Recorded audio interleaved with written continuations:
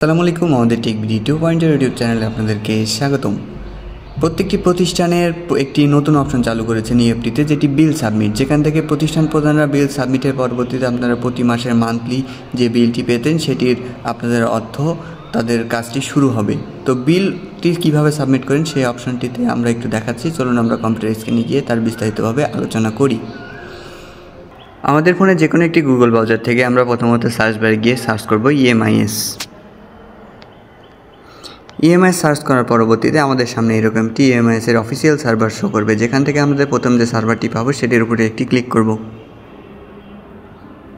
এটির উপরে ক্লিক করার পরে এটি ইএমআইএসের মূলত অফিসিয়াল সার্ভার। এখান থেকে একটি স্ক্রল করে আমরা নিচের দিকে চলে আসব। চলে আসার পরে MPA online application and payment process MPA EFT এর উপরে আমরা একটি ক্লিক করব। এখানে ক্লিক করার পরে আমাদের যে অফিসিয়াল সার্ভার সেখানে ঢুকে আসবে এবং ডান সাইডে উপরের দিকে লগ ইন অপশন, আমরা এখানে ক্লিক না করে স্ক্রল করে নিচের দিকে আসব এবং নিচের দিকে আসার পরে education management information system EMIS, এখান থেকে আমরা আপনার প্রতিষ্ঠানের ইউজার এবং পাসওয়ার্ড দিয়ে লগ ইন করে নিব। লগ ইন করে নেওয়ার পরে আমাদের সামনে এরকম একটি ইন্টারফেস শো করবে, যেখান থেকে আমরা ইয়ারলি মান্থলি দিয়ে প্রতি মাসের পে অর্ডারটি আমরা দেখতে পাবো এবং এছাড়া উপরে যে 3 ডট অপশন রয়েছে এখান থেকে আমাদের ইএফটি আপডেট, বিল সাবমিট এবং পেমেন্ট স্ট্যাটাস। এর আগে কিন্তু এখানে ইএফটি আপডেট এবং পেমেন্ট স্ট্যাটাস ছিল, বিল সাবমিট অপশনটি ছিল না। এটি নতুনভাবে রিসেন্টভাবে এটি সার্ভারটিতে বিল সাবমিটের অপশনটি চালু করেছে।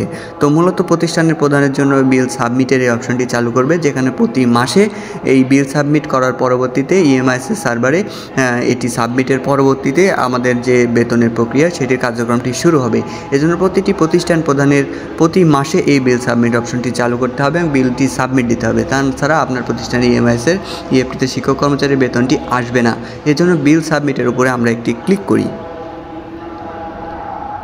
বিল সাবমিটের উপরে ক্লিক করার পরে আপনাদের সামনে এরকম একটি ইন্টারফেস শো করবে, যেখান থেকে আপনাদের প্রতিষ্ঠানের কোড এবং এই যে অর্থবছর ফেব্রুয়ারি এবং এমপিও কোডটি এখানে দিতে হবে, যেখানে আপনার প্রতিষ্ঠানের একটি এমপিও কোড রয়েছে। যে কোডটি দেওয়ার পরে আপনাদের একটি শিক্ষক কর্মচারী তালিকা শো হবে। সেখান থেকে আপনাদের অল সিলেক্ট করতে চাইলে অল সিলেক্ট করে ডাটাটি সাবমিট করে দিতে হবে। এই ডাটাটি সাবমিট না করলে আপনাদের এই বেতনটি আসবে না। অবশ্যই এটি ফেব্রুয়ারি মাস থেকে চালু হয়েছে এবং এই ফেব্রুয়ারি বেতনটি অবশ্যই বিলটি সাবমিট করতে হবে, কারণ আজকে ফেব্রুয়ারি 25 তারিখ।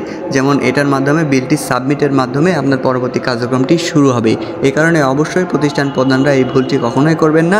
প্রতি মাসে আপনাদের এইটি যখন আসবে তখন মাসের মাঝামাঝি পরবর্তী এই অপশনটি চালু হওয়ার পরে এই বিলটি সাবমিট করে দিবেন। এবং প্রতিষ্ঠান প্রধানরা যদি আমার এই ভিডিওটি দেখেন তাহলে অবশ্যই আপনার প্রতিষ্ঠানের যে অপারেটর আছে তাকে ভিডিওটি সেন্ড করবেন এবং আপনারা যারা আপনার প্রতিষ্ঠানের স্যাররা দেখছেন তারা অবশ্যই আপনাদের প্রতিষ্ঠান প্রধান এবং অপারেটরদের ভিডিওটি সেন্ড করবেন।